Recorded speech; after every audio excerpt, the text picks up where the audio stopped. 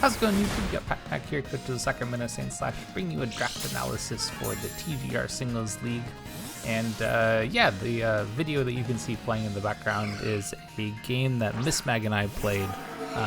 So big shout out to him for putting the team together and playing the game with us. So you can kind of watch that and also see the Pokemon in action while I'm chatting about why I drafted them and all that kind of stuff. So anyway, for this league, probably the biggest thing that's notable for it compared to other singles leagues that I imagine that you're watching is that this one is no Terra. There's absolutely no Terra.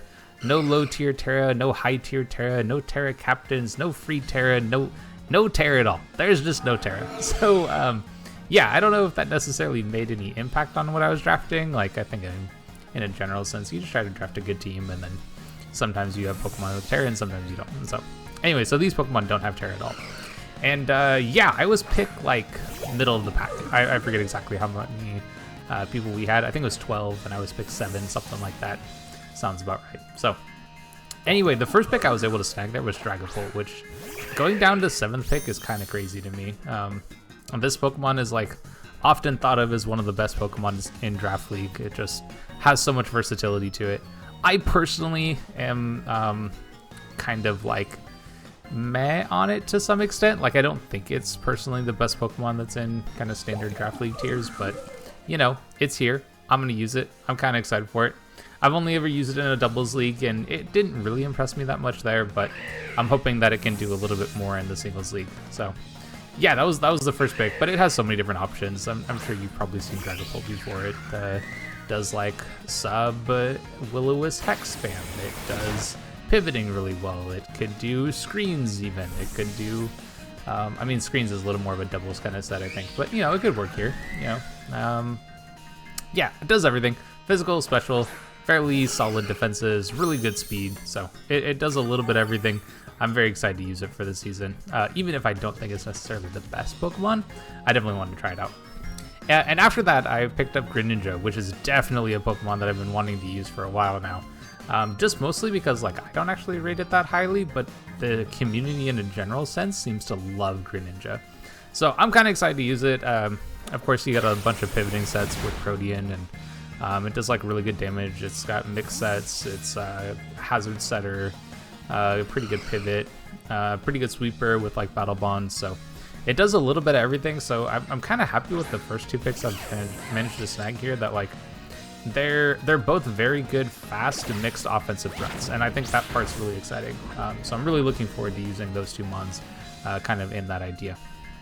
And next is a mon that I actually picked up in my very first draft league that I ever played on. It was back on Showdown, like a while ago now, and that's Gliscor. And Gliscor was actually my first pick in that Showdown draft league. And yeah, I'm excited to use it again. It lost Roost, which was like very good when I used it on Showdown. So not having Roost is a little unfortunate, but I think I got more hazards now than it used to. I don't remember it having spikes or T-spikes back then, but it's got all the hazards except webs, right? Rocks, spikes, and T-spikes. And then, of course, Toxic Orb with the Poison Heal is just absolutely insane.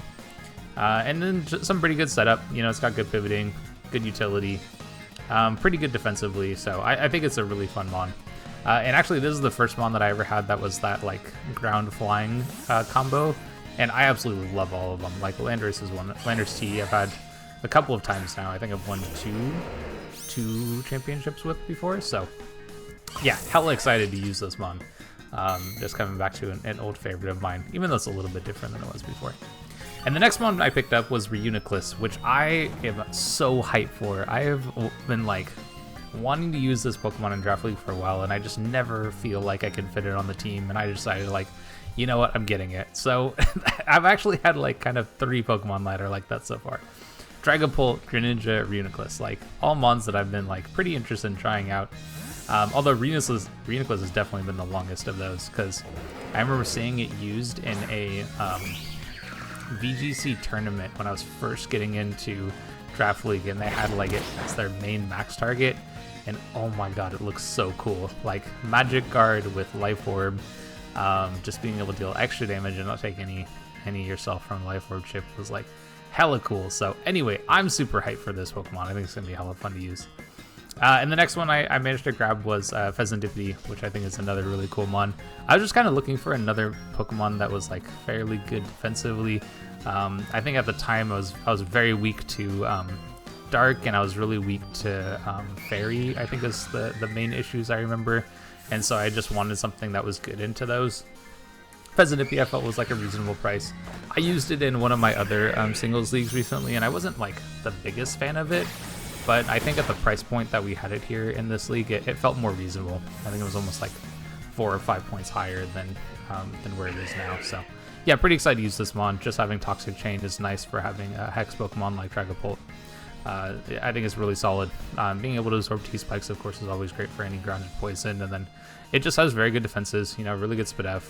Not the best in terms of attacks, but having Toxic Chain kind of helps that out a little bit. Like, I don't know, you don't deal damage, but you get a Toxic on them. And I don't know, it feels like a worthwhile trade. So yeah, pretty excited for that. And then I went and grabbed a Napoleon, which is a little interesting to me. I don't usually tend to draft like doubles of types so early, but Napoleon's another mon I was really interested in using, and I think it got Roost this gen, which it didn't used to have as far as I know, and that's pretty exciting. But it just gave me another hazard setter along with Gliscor, and so like I think both mons being able to work well together in terms of having some more pivoting, and especially those two as like a defensive pair is really solid. You know, like Pheasantipity, or not Pheasantipity, Empoleon resists the moves that Gliscor is weak to, and then vice versa to a certain extent. So yeah, pretty excited to grab those two mons as like a pretty good defensive pairing. And then of course they also pivot, you know, having Flip Turn for Empoleon, having Roost, having Rocks, Knockoff. Like there's all sorts of great stuff that Empoleon can do from a defensive standpoint. And then, I mean, I don't know, you could probably slap a Choice Specs on there and it could probably do some damage. It's got a reasonable special attack stat, and competitive is nice. You know, there's a certain amount of dissuading webs from coming against this team, which is cool, you know. Dragapult doesn't really care about him, but having something that, like, actively says, don't bring that against me is kind of nice. And the next one I grabbed was Cleavor, which is another Pokemon. I mean, this is just a story of, like, Pokemon that I've wanted to try for a while, and I finally got my hands on him. So Cleavor is another one managed to snag here. And I think like the most obvious set for Cleavor is going to be like a Choice Scarf pivoting set with Sharpness, something like that. But I'm hoping to find some other ways to use it. If I remember correctly, it's got Agility. I don't think it has any like Sword Stance or Bulk Up or any kind of like setup from that side of things. But I'd have to check. I don't remember exactly. And yeah, I'm pretty excited for it. In terms of like a team aspect, I was definitely looking for something around this time that was a very strong physical attacker. If you look at a lot of what I have at the moment, like I have two mixed mons with Dragapult and Greninja, but neither one of them have great attack stats. Dragapult's fairly solid, but with Dragon Darts being like its main physical move and not having like Poltergeist or some other kind of like strong physical ghost move, I really needed something that could hit hard on the physical side. And Gliscor is just doesn't have that great of an attack stat. 95 is like meh, you know, so it's not really that big of a breaker. It kind of sort of stands to do a ton of damage. But Cleavor on the other hand, has 130 attack stat, and that can do some damage. So I really needed kind of that mon that I felt like could be that choice banded breaker kind of thing that like, I don't know, when you look at this team, you're like, how am I going to be able to take hits from this mon? And I don't know for sure if Cleavor is necessarily that Pokemon, but it's going to have to be that Pokemon on this team. So that's for sure. It also kind of filled in some nice speed tiers. We had like a gap between Gliscor and Empoleon, so kind of filling a little bit of that gap there was kind of nice as well. So it feels like it fit really nicely. And then also having Rocks on it with the Stonex. I think Stonex is the name of the move. Just being able to set those hazards without having to actually use Stealth Rock as a move, it just frees up a lot of space on Gliscor and Empoleon to do other stuff, which I really like. Next mon I grabbed was Arboliva, and I mainly picked that mon up here just because it felt like it was a really strong, like low tier attacker.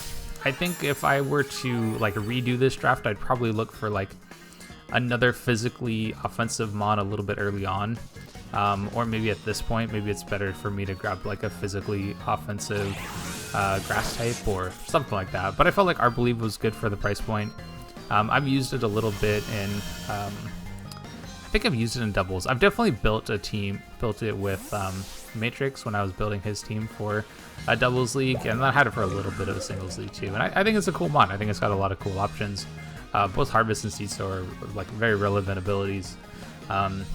There's all the different sorts of move and coverage that it has. I think it's got like fairy, normal, ground, grass, which is most of what you need, I think. But then also having stuff like Weather Ball in case someone brings weather against me. I don't know. I don't really have any weather going on, but you know, it's got good options. I think it's also kind of cool that having Seed Sower leaves me open to running like a Grassy Seed on one of these Pokemon, which I think is kind of a nice option. So I get a little bit more of the like setup potential from the team, which I honestly I think that part is probably the biggest benefit from Arboliva, just in a general sense.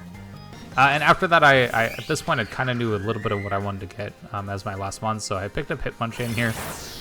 Mainly, I was looking for another hazard removal. At the moment, my only hazard removal is Defog on Cleavor, and that is not really where you want to be. But I think Hitmonchan's a really good rapid spinner, so being able to get rid of hazards that way is really nice.